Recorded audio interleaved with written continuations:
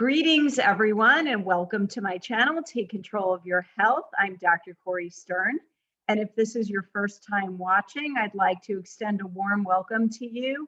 And please make sure to take a look at all the other videos I have posted on this channel, because all of them are there to help you increase your awareness about how not to be a victim of the bad guys who are trying to make you sicker, weaker, and stupider. And if you are a returning viewer, thank you so much for your support, for your comments, for your contributions. I really appreciate it. If you have not yet subscribed, please hit the subscribe button right now. And make sure to hit like if you like the video, because it helps other people to find it. And lastly, if you know somebody you think would benefit from this information, please share it with them. So I'm very excited today to have a special guest. Everybody who follows me knows how passionate I am about animals, and some of you may have seen my own dogs hop onto the videos once in a while. And I've had a holistic vet on my channel, which we'll put a link to that video on here for you as well. But today's guest is all about the food that you're feeding your pets. So mostly what we talk about on this channel is food, and it's mostly about food for humans. But everything that I tell you, everything I talk about in relation to that topic applies to your pets as well. And it's a little more difficult to get information about it. So that's why I brought on this guest who's an expert in pet food, and her name is Susan Thixton. Is that how you pronounce your last name? Yes. Susan Thixton, and she has a website called truthaboutpetfood.com. And I'll be putting a link to that, and we'll talk a little more about her website in a few minutes. But she has a background in just basically in animal training, animal obedience. She started off like me as an animal lover and turned it into a profession. And then she had a personal experience that actually caused her to become an expert in pet food. And I'll let her tell her story. So thank you so much, Susan, for being here, and welcome. Well, thank you for having me. This was 32 years ago. I was feeding my dogs. I owned a boarding and training facility in Kentucky. And my dog was my best friend and my business partner. You know, we were soulmates, honestly. And she had a tumor appear on her pelvic bone almost overnight. Just boom, this tumor. My vet back then knew more about pet food than most veterinarians do today. I was very fortunate. I take her in, and he tells me that this is bone cancer. I have about 2 weeks to tell her goodbye.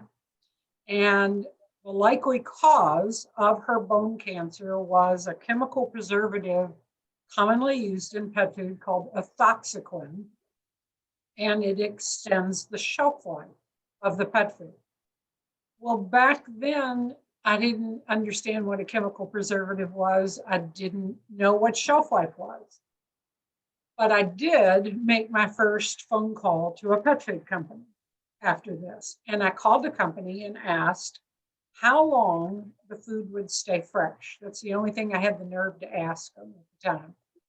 And they very proudly told me this dog food would stay fresh for 25 years.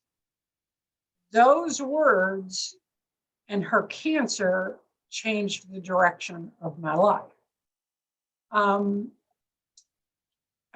So my vet at that time helped me. This was pre-internet. So he gave me textbooks, and I read everything as much. I'm not a scientist, you know, and as much as I could understand it, and then he would explain it to me. He was so wonderful. When the internet came along, you know, you can access anything, studies and understanding all of what's going on. In 2006, I had a group of friends sort of dare me into starting a website, because I would stop. If anybody would stop long enough, I would share my story and what I had learned about pet food. So these friends encouraged me to start the website. I did. Didn't have a clue what I was doing with the website, but jumped into the deep end of the pool. A few years after that, I was sharing with my readers about pet food regulatory meetings being in the area where I live, in the Tampa, Florida area. And they went, "You need to go." I didn't have 2 dimes to rub together and couldn't pay the $500 to get in the door. And they donated the money and went, "You got to go. You got to be our voice." And that first meeting, really, the regulations resonated with me. It was something that I could wrap my head around, and it's horrifying that so many of these laws aren't enforced, but it was something that I could understand and then share with consumers. Here's what the law is. Explain it to consumers to where they could understand it. So the rest, that's the direction that I've taken. I'm more of a regulations person than a scientist. Mhm. Yes, but yet you are able to evaluate the quality of different foods and make recommendations, which is one of the things that I love most about your website. And I was actually mentioning to Susan before we started recording that as a result of finding her list of the best pet foods, I'm feeding my dogs what I thought was excellent, high quality raw food, and I'm actually going to change the brand based on her recommendations. But one of the things that I want to say is that most commercial pet food is the equivalent of junk food. It's the equivalent of, eating garbage. And people just don't stop. It literally is garbage. It is garbage. Yeah. Literally is garbage. It is, yes. Right. But yes. Most people don't understand because it's not told publicly. Nobody discloses this information. Is that the majority, 95, 97 even % of pet foods out there are not food at all. They meet no standard of food regulations at all. These products are feed, like cattle feed and chicken feed. They feed is commonly sold in 50-pound bags and stored in a barn. Feed is not brought into your home because the safety, manufacturing standards, transportation of ingredient standards, the safety standards for feed are nothing like food. So even though the product says cat food or dog food, it's not food. We've tried to get FDA to label these products accordingly. If they are not food and don't abide by food regulation, then they should be called dog feed and cat feed. All the other feed products are called feed. Cattle feed, chicken feed, okay, but they make the exception for pet food. But what that does is ultimately mislead consumers. And that's not fair. It's horrible that pet owners are basically lied to. There'll be images of, a beautiful roasted chicken on the label of the pet food, when in that product, there is nothing similar to what is displayed on the label. If that was done in human food, there would be lawsuits left and right. FDA allows this in pet food. The FDA directly allows the pet food industry and animal feed industry to utilize, and I'm quoting here, animals that have died, diseased animals, and animals that have died other than by slaughter. That's horrible. That's a direct violation of federal law and state laws. But it's allowed in pet food with no disclosure to pet owners. And this is what they're bringing in their homes, and perhaps their children are poking in their mouth and playing with, and it's absurd what is allowed. It concerns me, even the fact that cattle feed, as you mentioned, and other animal feed is also being fed to livestock, because we eat those animals as our food. So there's an issue with it all the way around. Absolutely. Yeah. And in addition to the ingredients being toxic and not what's represented, and not falling under the definition of food, I don't know if you know anything about this, but the process by which pellets are made, pellets or nuggets are made, something called the extrusion process. Right. When, I don't know about protein, but when you put grains through an extruder, it causes the grains to become toxic. So that's true of, foods that humans eat, like breakfast cereals and snack foods that are shapes. But a lot of pet food is in shapes. The dry kibble is, I'm pretty sure, put through an extruder. Oh yeah, absolutely. Yeah. As is the other things that you call feed. And corn is the #1 most common included ingredient in pet food. The #1 by like 700,000 tons a year. There's more corn in pet foods and treats than any other ingredient. And then add to that, the corn that is required in human food has to be totally free of mycotoxins, of aflatoxin. And it's the highest grade of corn is allowed in human food. There's 5 grades, I believe, of corn. While the inferior grades, which are more prone to molds that produce these mycotoxins, are allowed in pet food and animal feed. And again, with no disclosure to the consumer. And additionally, most corn in this country is genetically modified. Absolutely. Which means that it also has glyphosate in it, or Roundup. Yeah. So, and then on top of that, the truth is that I don't think that most animals, at least not dogs and cats, are supposed to be eating corn, especially not in large quantities. In the wild, they don't really eat corn.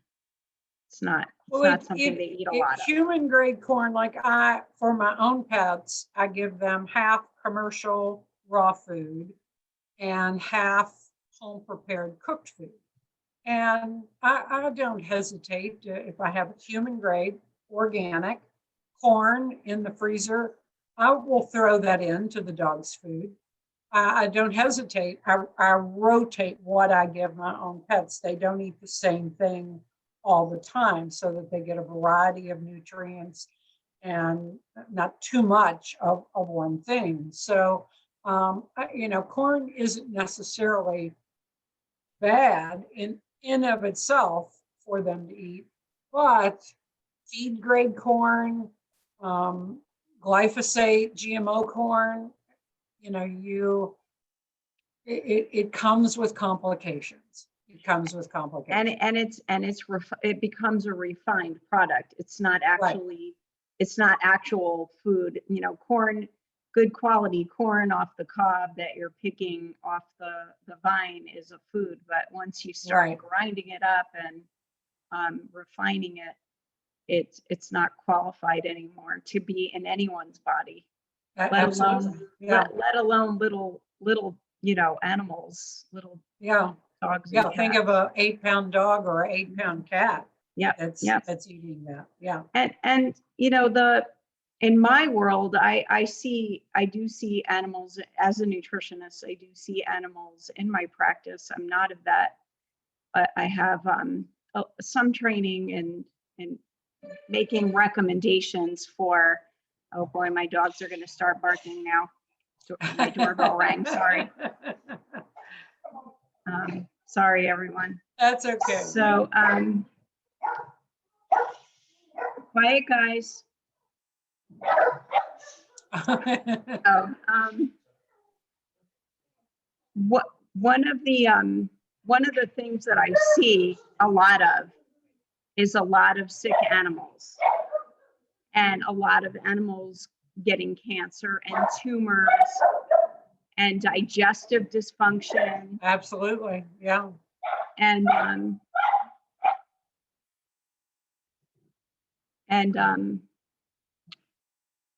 it's clearly, but primarily from the food that they're being fed. There are other factors involved as well. And the thing is that, and I'm not trying to badmouth vets, okay? Because like your vet who actually knew the cause of the probable cause of your dog's cancer. There are many vets that actually are aware of this, but there's also a lot of them that recommend the bad commercial junk foods, and they, prescribe medications because that's all they're actually taught to do. Well, the pet food industry almost facilitates that. Yes, absolutely. Because everything is hidden. So if you want to understand what, as example, chicken is in human food, you can read until your eyes are crossed. Every law, every legal definition, every legal requirement, safety standard, it's all public information. The same is not true in pet food.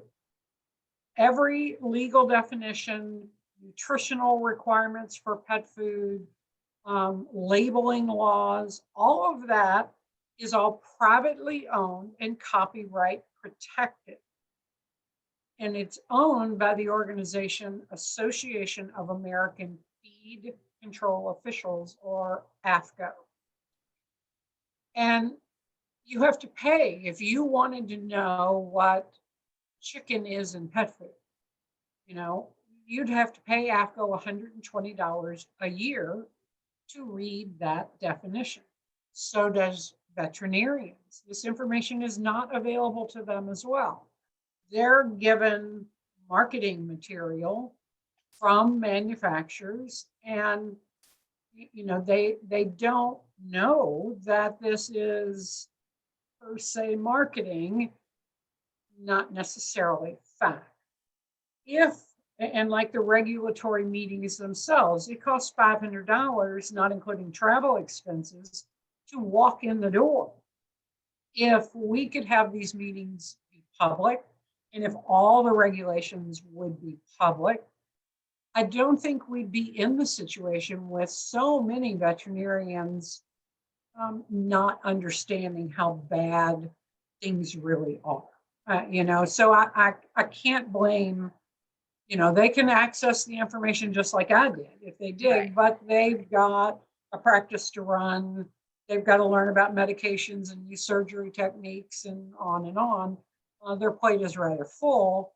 But I can sort of understand how they do not know, because it's difficult to gain access. Yeah, and in a perfect world, if you decided to become a veterinarian, you would take full responsibility for making sure that you know everything there is to know to help your patients, and that's how I operate. That's why absolutely. That's why I have this channel. That's why I do my own research. That's why you and I are talking. So I'm a big believer in taking full responsibility, as you're doing, as you're actually doing right now. But yes, I know that it's not a perfect world. That's not what's happening.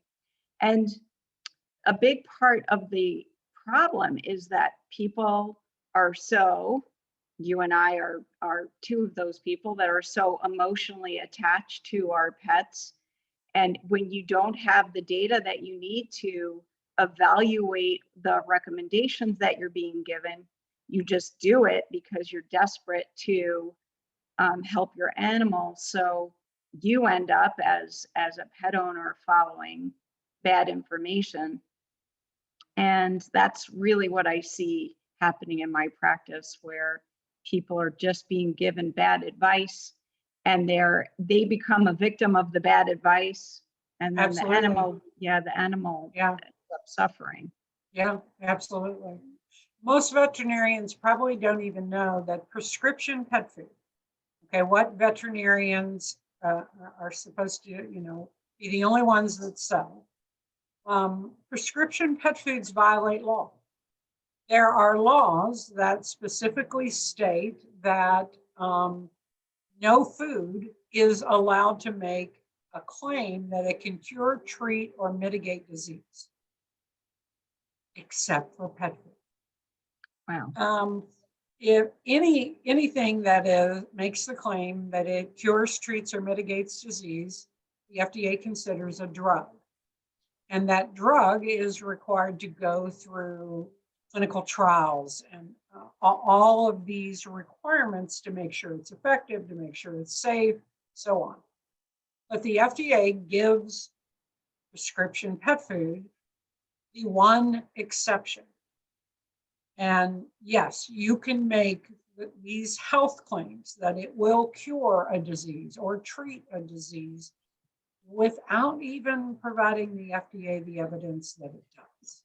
It's crazy. Pet food is given so many exclusions to law. The industry claims it's one of the most highly regulated industries. No. There might be a lot of laws over the industry, but they're not enforced.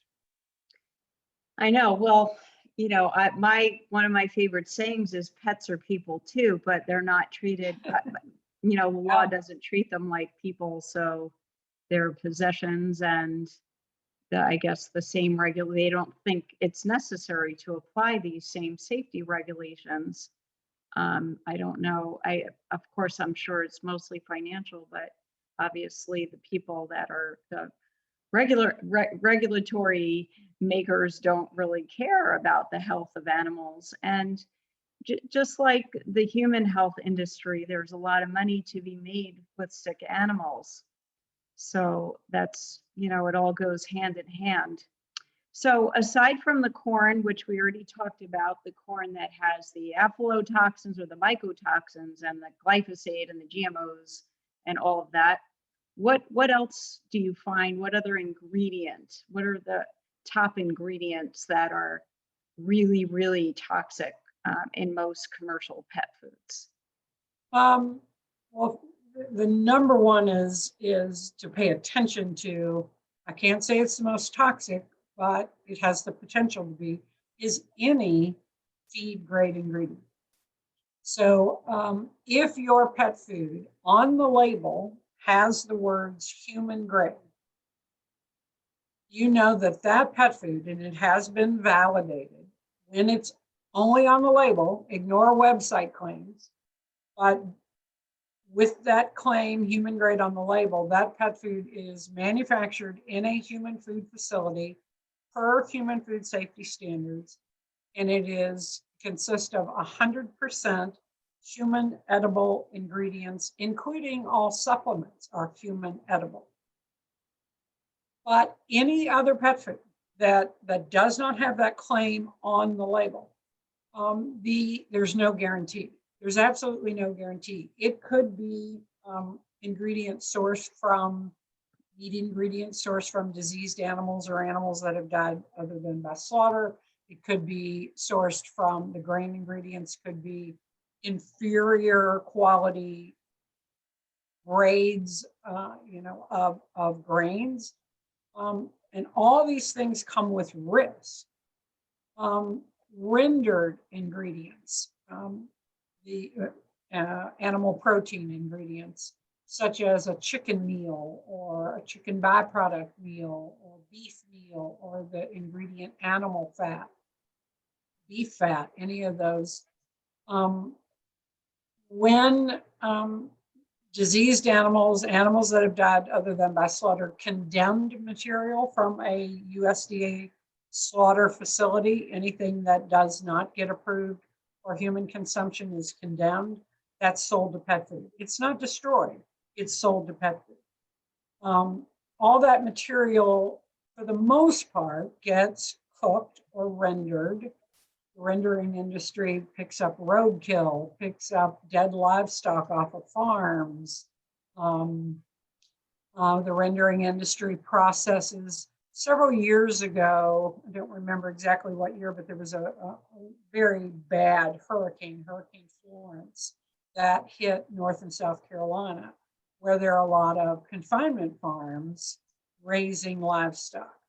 And over 3 million poultry, turkeys and chickens, drowned in their barns. The floodwaters rose so high, only the roofs were sticking out of the floodwaters.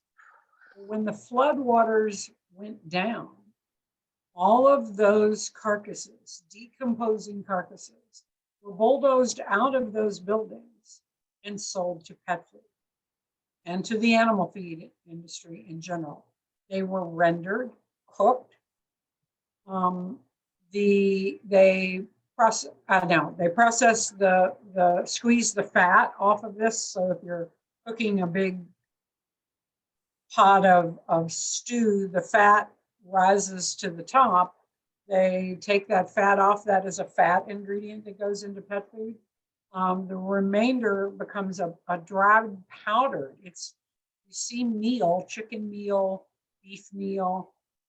It looks like dirt. It literally is a dried powdered ingredient, processed again in the pet food later on. But those ingredients, pet owners have absolutely no guarantee what the quality of ingredients are. Animals that have died by euthanasia have been processed into pet food. In 2 years' time, more than 92 million pounds of canned dog food were recalled because they contained the drug pentobarbital, which is the drug used to euthanize animals. FDA didn't find this drug by safety testing pet food. This 92 million pounds worth of recalls occurred because 2 people did the right thing. One was a pet owner who on New Year's Eve fed her dogs what she thought it was a dog food promoted as human grade. It wasn't on the label. The claims were made on their website. So she thought she was doing the right thing and gave them this New Year's Eve treat. And within 15 minutes, all 5 of her little dogs started staggering and falling. She scooped them all up, took them to an emergency clinic. And one of them, the little dog's name was Tallulah. Tallulah happened to eat more of the food than the other ones, and Tallulah died. Well, this pet owner made the very wise decision of having a necropsy performed on her dog to determine what went wrong, what happened. And because she was pretty confident it had to be the food, this all happened within 15 minutes of feeding them this food. And as it turns out, the scientists performing the necropsy found pentobarbital in the pet food in Tallulah's stomach. Those lab work results were provided to FDA, and a recall happened afterwards. Well, a television station journalist all the way across the country from this pet owner saw these recalls in the news, and she wondered, do more pet foods contain pentobarbital? And she had tested 62 different cans of pet food and found it in 8 of the cans. So, and that resulted in all the other recalls. So there's another concern for pet owners is that we don't have a regulatory system that really has our back. This 92 million pounds of pet food was only recalled because the pet owner did the right thing and did a necropsy and found it. And then this television journalist went, I just wondered. So that's a big challenge that we as pet owners have, which circles back to we really have to trust. We're trusting our pets' lives with what we put in the bowl. Do you have that much trust? Do you trust your pet's life with what you're feeding them? So you've got to learn information from them. Are they using 100% human edible ingredients? What kind of testing do they do on raw material? What kind of testing do they do on the finished product? Things like that are vitally important for you to have that confidence. You don't want to learn it the hard way, like I did, and like so many pet owners do. You want to be proactive before something happens. Yes, and I really thank God that I found you, because it is really difficult to find information, and your website makes it so easy. And you put an updated list every year about the Yes. best Yeah. foods that you've researched thoroughly, and just for Yes. for a small donation, anybody can get that list. And So I am 100% supported by pet owners. mhm, Okay, so yeah, one company that was on the list and then didn't make it on the list again started telling pet owners that they didn't want to pay my fee to be evaluated. There is no fee. I don't take a dime from pet food manufacturers. I am 100% supported by pet owners. yeah, yeah. That's who I'm allegiant a to, is donation. those pet owners. Mhm. I made a donation to your site. So there was something that you said in that story, which, by the way, your story made me cry a couple of times. First, hearing about the drowned chickens, and then the little doggy that had the phenobarbital poisoning. I'm very sensitive to hearing stories about animals suffering. But when you mentioned about confined feeding operations, it just occurred to me that animals are shot up also with antibiotics and hormones. And so I do routinely warn humans about not eating those foods. The hormones that they inject into cows in this country cause cancer in humans. So I would imagine that it's probably even worse for animals. I think it's so important to support the companies that are doing the right thing. As much as I can afford it, my animals eat better than I do, but as much as I can afford it, I do buy, 100% grass-fed beef and free-range chickens. And I can't do it all the time because I can't afford it, but by me doing it as often as I can, that is lowering the cost ultimately as Right. time goes on, because you're supporting the people that are doing it right. And the same holds true with pet food.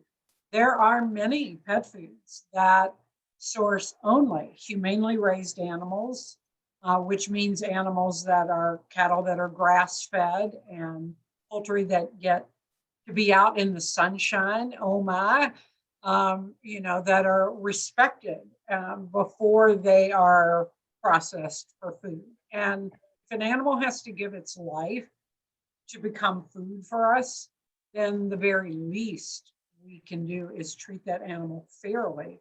And confinement farms, I have a problem with, but as much as I can, I support those companies doing that. And if more people can do that, it benefits everyone. Yeah, I talk about this quite a bit on my channel, and I have a whole video on protein, and we talk about that. I actually get most of my food from a local Amish farm who, that all the cows are grass fed and the dairy is raw, unpasteurized dairy, and the chickens are pasture raised. They eat off the ground. The yolks are a different color than the eggs that you would buy in a store, because when chickens eat insects, their yolks are darker. And I am feeding my dogs a raw commercial food that is it says they're grass fed and pasture raised, or not pasture raised, free range chickens, but it wasn't on your list. So I don't know why. I trust you though, so that's why I'm going to change brands. Yeah. And my list isn't the end all. Your product very, very well could be exactly that, you know. Don't think that I'm not the last word in pet food by any means. So All right. Well, we can talk about that another time. I do have a local, really great pet food store, luckily, that is pretty willing to carry the best products, and just fortunate to have that not too far from me.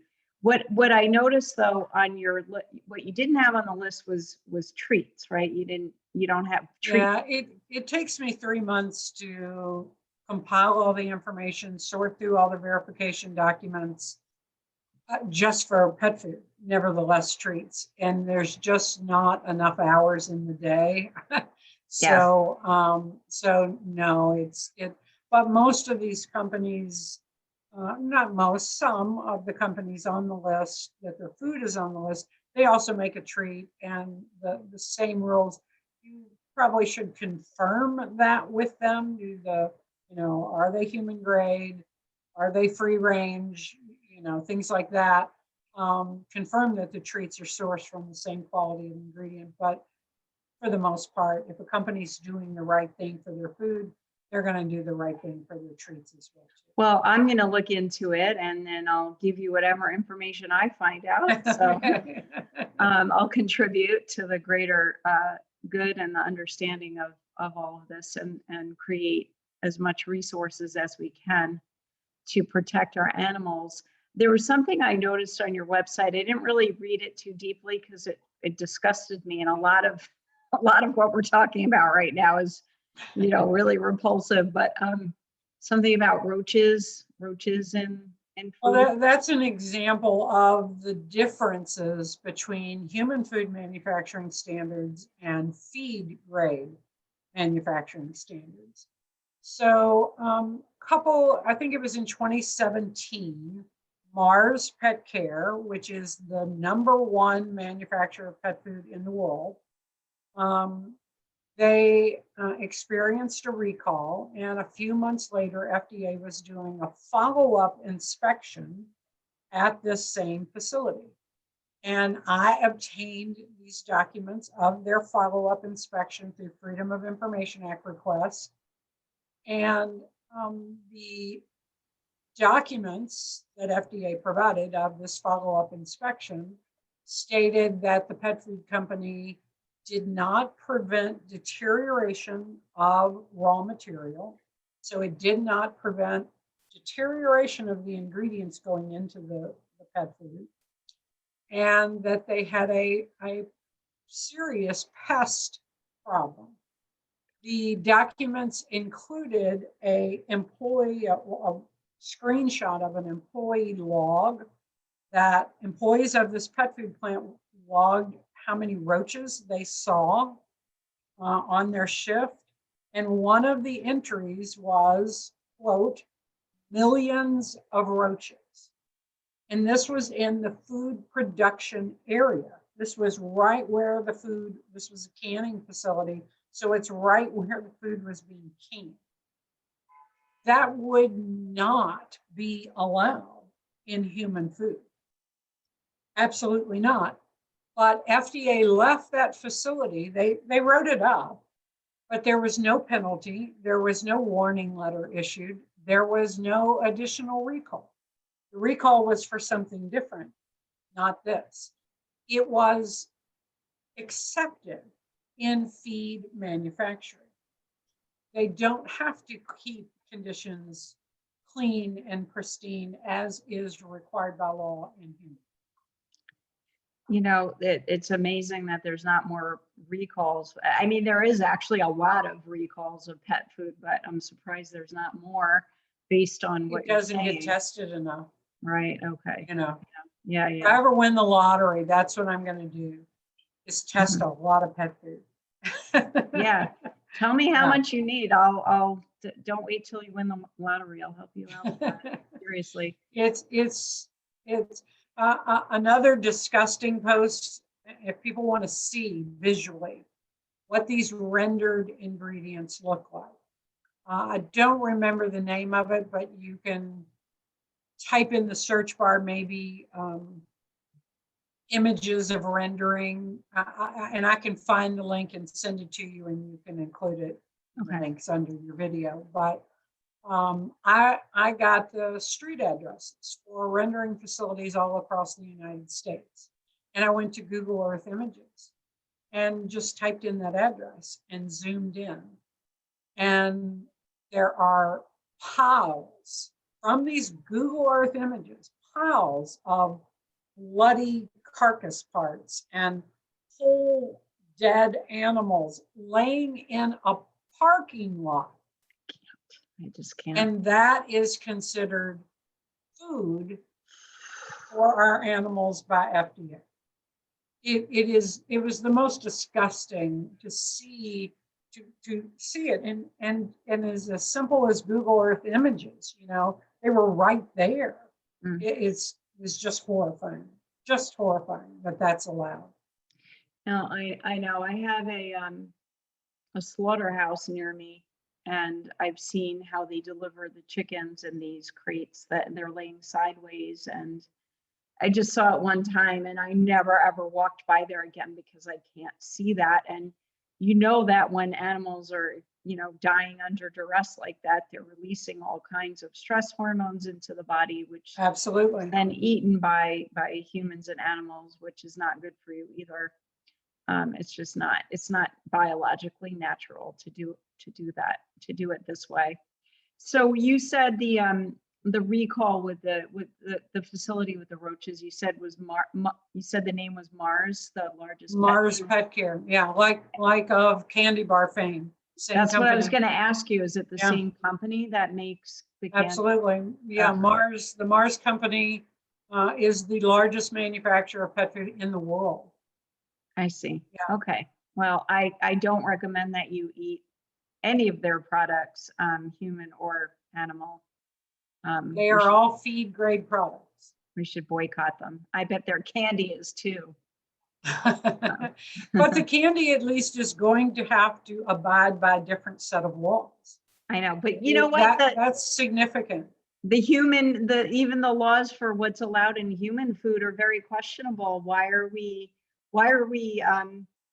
human experiments being fed genetically modified organisms? Yeah. And glyphosate we know causes cancer. The food coloring that we know causes cancer. And right. When I do these videos, some of the comments I get are, why is this legal? And because these industries have very powerful lobby organizations. Right, exactly. In 2007, we had the largest pet food recall in history, and that was the melamine ingredients from China recalls. And after those recalls, Congress wrote laws. That was in like March and April of 2007. By September of 2007, Congress wrote laws called the Food and Drug Administration Amendments Act. And these laws, there was a section titled Ensuring the Safety of Pet Food. And there were millions of panicked pet owners. Hundreds of thousands of pets died in those recalls. It was horrific. So Congress did take up for our pets and promised us these laws that would update information on pet food labels, such as we didn't know that back then, nobody was aware publicly that one company, Menu Foods was the manufacturer, made 100 different brands of pet food. So Congress went, that's not good. We need the label to disclose more information, to give the consumer more information. They also recognized that the melamine was added to vegetable protein ingredients like corn gluten and wheat gluten. And it analyzed them as higher protein, which made it a more valuable product in the marketplace. So Congress went, okay, we need to establish quality standards of all pet food ingredients, such as corn gluten would have to be 99% corn and 1% impurities or whatever the standard. But Congress said, These are things that we need, and processing, updated pet food processing standards. And Congress required that FDA get this work done in 2 years by September 2009. Well, September 2009 came and went. FDA didn't do their job. 2010, 2011, all the way up to 2018. We still didn't have our laws, our updated information that we desperately needed and were promised by Congress. And then in 2018, a powerful trade association of pet food, the American Feed Industry Association, AFIA, partnered with FDA and AFCO, and they got an addendum submitted to an unrelated bill. And I have all the emails proving all of this. They submitted an addendum to an unrelated bill that wiped our laws. The laws promised to pet owners, wiped them off record. So not only did FDA not complete that, pet food is literally in no better shape now in 2021 than it was in 2007. And those laws are now gone. They're gone. So, oh, my cat is now joining from above. Yeah, welcome. Meet Smidge. Hi, Smidge. Yeah, I read that whole thing on your website. Yeah. Talked about. So it's all on there in detail on her website. If you and you can see, read the emails for yourself. Yeah. Yeah. It's the biggest betrayal to me. You know, pets died for those laws. People grieved horribly. It was such a devastating time. And here we are all these years later, and that same thing could happen again in a heartbeat. We just had aflatoxin with corn recalls more than 60 million pounds in 4 months' time. You know, that shouldn't have happened. Proper testing of ingredients, a simple test that's not all that expensive either. If those manufacturers would have just bothered to do the right thing and test the product, but they didn't. And pets died. More than 110 dogs have died that we know of. You can probably times that by 3 or 4 to actual numbers. Right, that were not reported, or the connection wasn't made. And the thing is that even if they're not dying immediately from eating something toxic, they are maybe slowly developing diseases. We're seeing high levels of allergies in animals, the same thing in humans, but so many pet owners complaining about allergies, itchy eyes, itchy skin. We almost always are able to trace it back to the food that they're eating. Yeah. And some of these allergies are severe. I had a dog that was just scratching himself bloody. Not that I had a dog, but I had a dog come in that was scratching himself bloody. I felt so bad for him. And it was the crappy food that the dog was being fed. And the other more serious conditions that, that allergies are one thing, but, a lot of cancers, a lot of tumors, a lot. And toxins cause tumors, not to mention 50% of dogs die from cancer. Right. Oh, okay. I didn't know that. All right. Thank you. 50%. Yeah. Yeah. I see it. Yeah. I see it all the time. We see a lot of cats with diabetes, a lot of cats with kidney disease. Again, it's coming from, the cat chow that they're eating. And all of these animals have nutritional deficiencies because they're not eating nutrient dense foods, which they are supposed to be eating to stay healthy. Which is, what I teach on this channel. For humans, if you're not eating nutrient dense food, you'll have nutritional deficiencies, and that's going to lead to one or more of your organ systems. That's right. Breaking down. Yeah. And it happens faster in animals. They have a shorter lifespan. So yeah, you can see the process accelerated. So I think that the conclusion of all of this is, number one, do your own research. And luckily, you have Susan's website as a great resource. So you don't have to do as much research because she's doing it for you. And number two, get your head out of the sand and look at the list that Susan compiled of the best foods and pick one of them. And Those are foods that I personally would trust to Mhm. give my own animals. And I'm very skeptical because of what I know. So I ask a lot of questions, and I can't say, I can't make the claim that they're the best, but I can say that those are products that I personally would trust to give my own animals. Your endorsement, I mean, I consider you to be probably one of the people in the world that knows the most about pet food. So if you're endorsing a particular food, I would say that that's good enough for me. Well, thank you.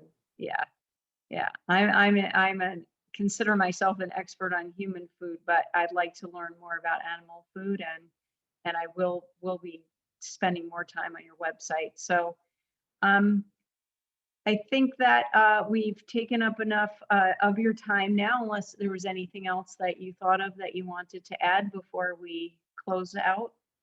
A lot of times people will ask me, how can I help? Okay. So we do campaigns ever so often where I need help. I'm the one, knocking on FDA's door and being the thorn in their side. But oftentimes we need help to where it's more voices than just mine. I'm that crazy pet lady, that's how they look at me. Go away, you're bothering me. And so oftentimes we have campaigns where we write our representatives in Congress and share fact, not opinion, fact with them and ask for change. So, the newsletter to the website is free. Subscribe to the newsletter, and how you can help is literally to share what you learn, make sure it's verified information. There's lots of stuff on the internet. Make sure you trust who you're believing in, and including me. Read my material and decide whether you like me or not. Um, but share that with other pet owners, and then when we have a campaign where we need everybody's help, please help do that. Send that. I typically write the email for you. All you have to do is copy it and send it to your representatives in Congress or to FDA, and that really helps us a lot. It helps everybody. This is a group effort. It's not just me. It's a group of us, and there's a lot of people online that are doing similar things to what I do. I'm more regulations than anybody else, but we need all the help we can get, and that's how you help. Okay, great, because I'm going to definitely be spreading the word. I'm going to send this out to all of my patients. I have a large database and I have several video channels that we'll be posting this on. And you can definitely, Susan, get in touch with me personally anytime you have a campaign going on, and I will also Okay, it out for wonderful. you. Thank you. Yeah. Yeah. Thank you again so much for taking the time today. And again, if you have not yet subscribed, just hit the subscribe button now.